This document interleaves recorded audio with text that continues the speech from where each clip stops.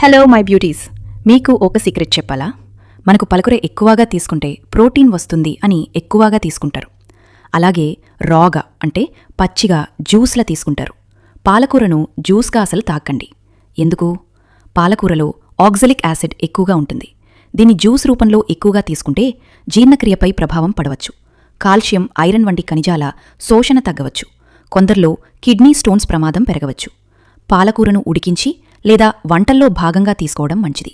గమనిక: ఆరోగ్యవంతులైన చాలామంది మితంగా పాలకూరను తీసుకోవచ్చు, కానీ అధికంగా జ్యూస్ రూపంలో ప్రతిరోజూ తీసుకోవడం అందరికీ సరిపోకపోవచ్చు. పాలకూర జ్యూస్ అసలు తాగకూడదు అనే వాక్యం చాలా ఖచ్చితమైనది కాదు. అధికంగా లేదా ప్రతిరోజూ జ్యూస్ రూపంలో తీసుకోవడం అందరికీ అనుకూలం కాకపోవచ్చు అని చెప్పడం శాస్త్రీయంగా మరింత సరైనది. ఈ మెసేజ్ మీకు నచ్చితే వెంటనే కమెంట్ బాక్స్ మెసేజ్ అని టైప్ చేయండి. ఇంకా మంచి కంటెంట్ కోసం ఫాలో అవ్వండి.